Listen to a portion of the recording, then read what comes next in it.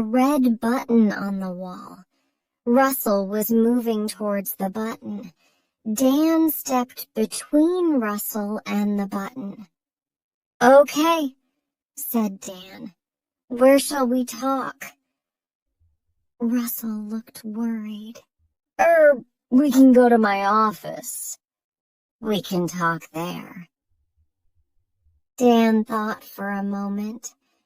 Russell was bigger than Dan, and stronger too. Dan thought about the sports in Sunny Vista City. Nobody tried to win. Not ever. Why not? He could remember the day before when he played tennis against Russell. Dan tried to win. He wanted to win. Russell was surprised then. Dan smiled. "Come on, let's go to your office. I mustn't be late for the pottery class. I'm making a bowl, a soup bowl. Have you seen it?" Russell smiled. "No, I haven't. You can show me later." Dan stepped into the lift, and Russell followed him. Russell turned to the row of buttons next to the door. "Level 1, he said to himself, and moved his hand towards the button. Dan hit him once, hard on the back of the head. Russell fell to the floor. "I knocked him out," thought Dan. "I hit him once and knocked him out. Where did I learn that?" There were never fights in Sunny Vista City. Nobody was ever angry. Dan looked at the buttons. He pushed the button for level 10. There was nobody on level 10 at this time of the morning. He stepped quickly through the door before it closed. Dan walked along the corridor. There were some stairs at the end. He ran up the stairs. There was a door at the top. He pushed the door, and it opened. It wasn't locked. He went through the door, and he was on the roof. He looked around. A large helicopter was standing on the roof. Dan stopped and looked at it for a moment. The helicopter was a Westing Type 23. He thought for a moment. The Westing Type 23 had 20 seats, 2 engines, and it could fly at 300 kilometers an hour. But how did he know that? He tried to remember. Of course. He used to work at a helicopter factory. He used to make Westing helicopters. He used to work.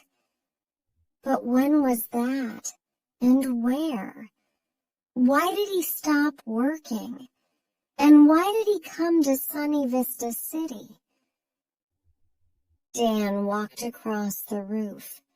It was very wide. He walked to the side and looked over the wall at Sunny Vista City.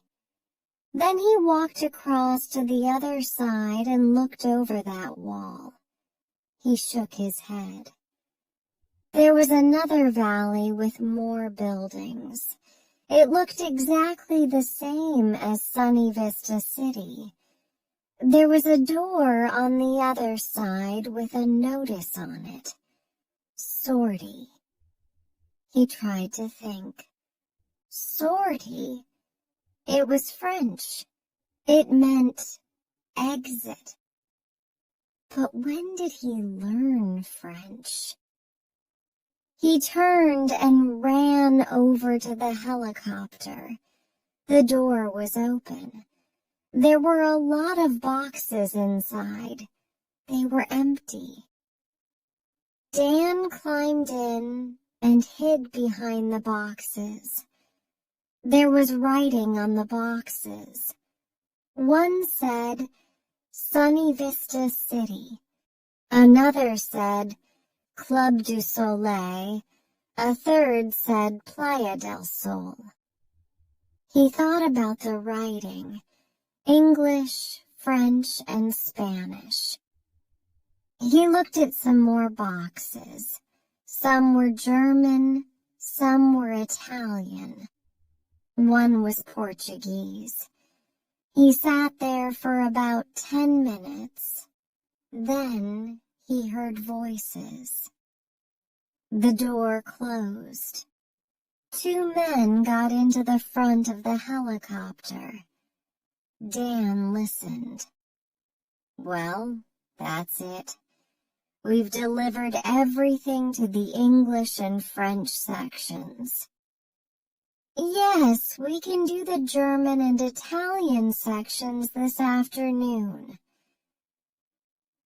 The engine started and he couldn't hear anything else. The helicopter took off and climbed slowly into the sky. Dan moved quietly to the window and looked down. He could see more valleys like Sunny Vista City, then more and more. They flew over the valleys for half an hour. Then Dan could see fields and trees and farms. In the distance, he could see a town with factories and smoke. The helicopter began to go down. Dan hid behind the boxes again. The helicopter landed and the door opened. Some men began to move the boxes. Dan stood up. "Hello," he said. "Where are we?" The men looked at each other. They didn't speak. Another man climbed into the helicopter. "It's all right," he said to the men. "It's just another one from the valleys." He looked at Dan. "Why have you come here?" "I don't know. I started to remember things.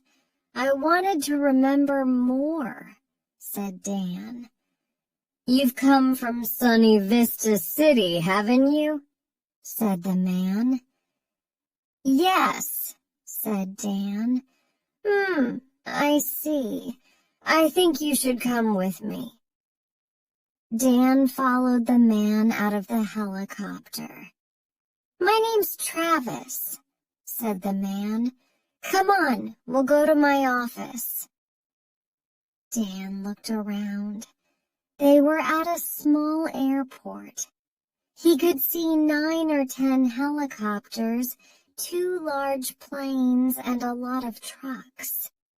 The helicopters were all Westing 23ES. Men were putting boxes into them. There were fields around the airport and a small road going towards the town in the distance. Travis took Dan to a small building. They went inside. Travis led him into a small, untidy office. Dan looked around. In Sunny Vista City, everything was always in the right place. Nothing was untidy or dirty. "Sit down," said Travis. "Would you like something to drink? I've got tea or coffee." No, thank you," said Dan. Travis laughed. "Don't worry," he said. "There's nothing in it. I'm sure you're hungry and thirsty. Very hungry and very thirsty." "How do you know that?" said Dan. Travis sat down. "They always are hungry and thirsty. That's why they're here. Look, don't worry. Sunny Vista City isn't..." A prison, you know. When the helicopter took off, the pilots knew there was somebody there. They knew because of the extra weight. "Why didn't they take me back?" asked Dan. "I've told you, it isn't a prison. You got into the helicopter because you wanted to leave. That's okay. You've left. We didn't stop you." Dan looked at the table for a moment. There was a man, one of the sports organizers. His name's Russell. He wanted to stop me. I knocked him out. I left him in the lift and sent the lift down to level 10. I didn't want to hurt him. He's okay. You didn't hurt him badly. I spoke to him on the telephone a few minutes ago. "What is Sunny Vista City?" asked Dan. "What is it really?" "How much can you remember?" said Travis. "I'm beginning to remember more and more. I can't remember everything yet." "You'll remember more tomorrow," said Travis.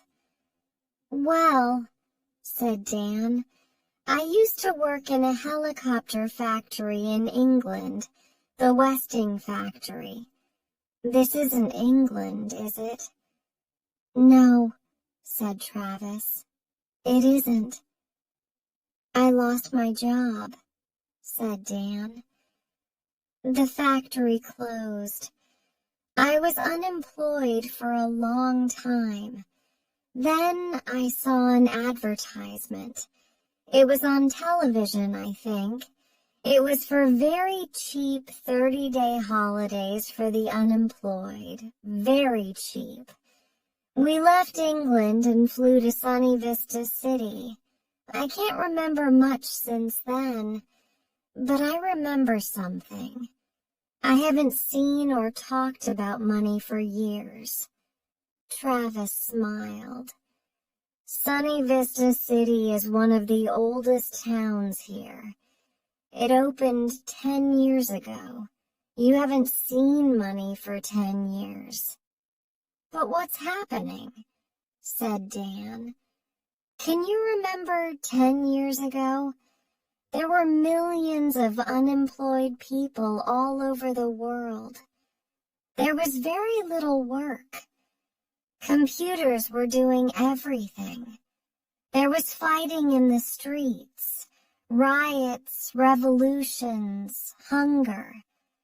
The governments all over the world had a meeting, a secret meeting. They built Sunny Vista City and hundreds of places like it.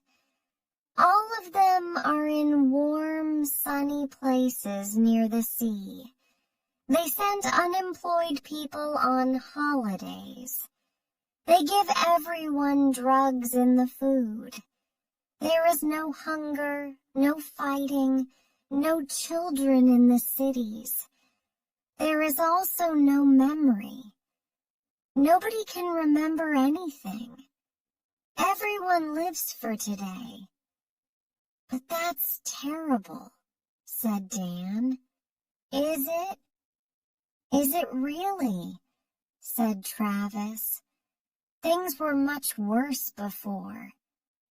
"Are you going to send me back there?" asked Dan. "You can choose. We can give you a drug. You'll wake up tomorrow in Sunny Vista City, and you won't remember anything about this." "You said I can choose," said Dan. "Yes. You can stay here. You can go back to England. We'll find you a job. Life will be difficult. You'll have to work hard But I'll be free," said Dan. "Yes, you will. A few people, only 1 or 2%, leave Sunny Vista City and the other cities every year. That isn't a problem.